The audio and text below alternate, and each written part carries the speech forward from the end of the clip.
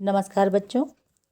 आज कक्षा 12 में हम लोग अपनी पाठ्य पुस्तक आरोह से जिस कवि को पढ़ेंगे उनका नाम है उमा शंकर जोशी और इनकी कविता का नाम है छोटा मेरा खेत।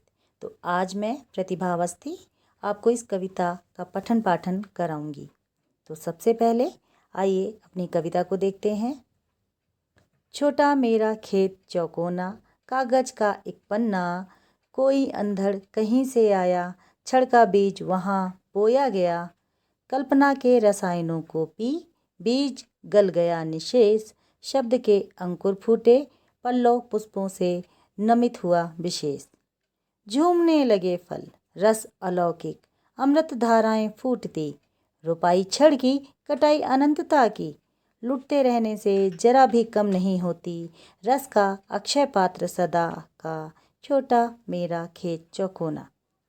आइए बच्चों इसका भावार्थ समझते हैं।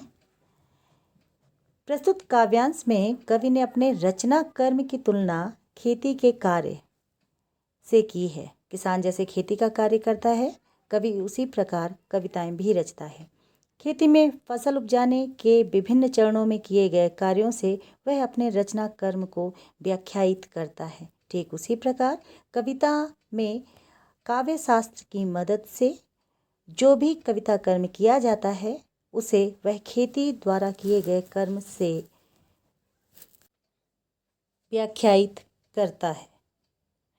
कवि अपने छोटे चौकोर खेत में जो कागज का एक पन्ना है, छड़ के बीज बोने की बात करता है। छड़ का बीज वह विशेष इस परिस्थिति है जब कवि को रचना करने की अनुकूल स्थितियां प्राप्त होती हैं। और इस कविता में अंधड़ वास्तव में कवि के मन के मनोभाव हैं। जैसे आंधी, पानी खेती के कार्यों में वर्षा के मौसम के सूचक हैं, वैसे ही मन के मनोभावों के वेग के उमड़ने से अंधड़ जैसी स्थिति पैदा होती है, जो कृति के रूप में ढल जाने पर ही शांत होती है। अर्थात मनोभावों की प्रबलता ही वस्तुतः अंधड़ है, जिसके आने पर सृजन के लिए आवश्यक वातावरण निर्मित होता है।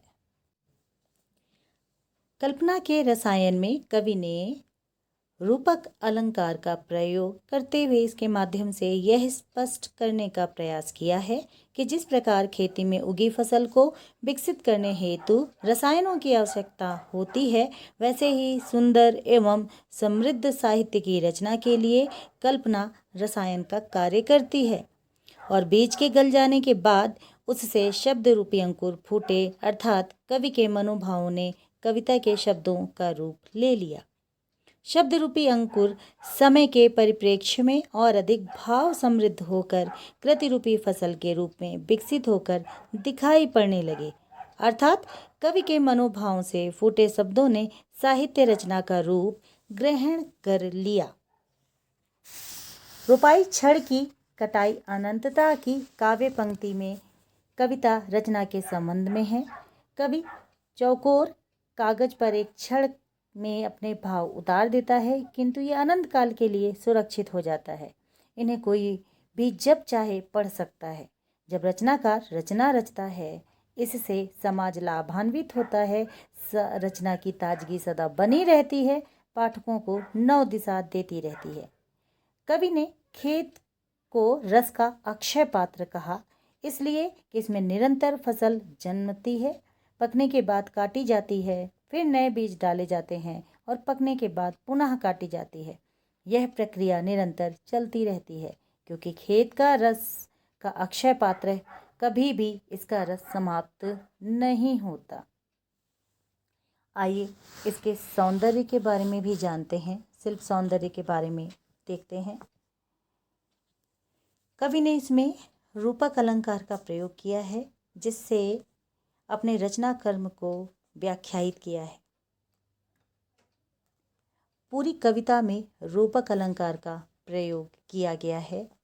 कागज के पन्ने और खेत में समानता दिखाए जाने के लिए रूपक अलंकार का प्रयोग किया गया है। इसके अलावा भाषा शुद्ध खड़ी बोली है, भाषा संस्कृतनिष्ठ है, यह सहज सरल बोधगम्य है और इसमें विचार प्रधानता भी है। कई प्रतीकों का प्रयोग भी कृति की रचना में साम्यता स्पष्ट करने के लिए लिया गया है। यह कविता बहुत ही सरल एवं सहज ही पाठकों को समझ में आने वाली है। तो बच्चों, अगली कविता में हम लोग फिर मिलेंगे। तब तक के लिए धन्यवाद।